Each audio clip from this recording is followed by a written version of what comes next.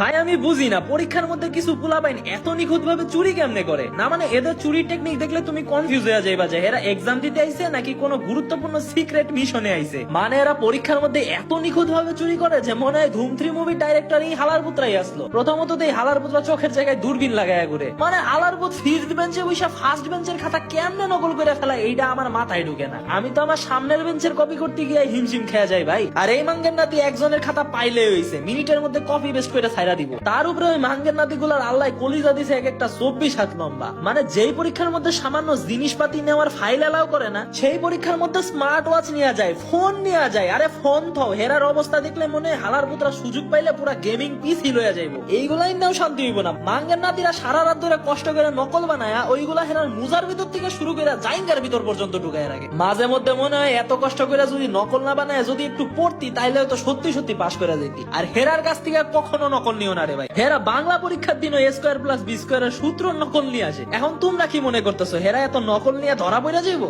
জীবন নেও না। হেরা পরীক্ষার মধ্যে এমন ভাবে যাইবো যে মনে হইব হেরার থেকে বিলিয়ন স্টুডেন্ট এই ক্লাসে নাই।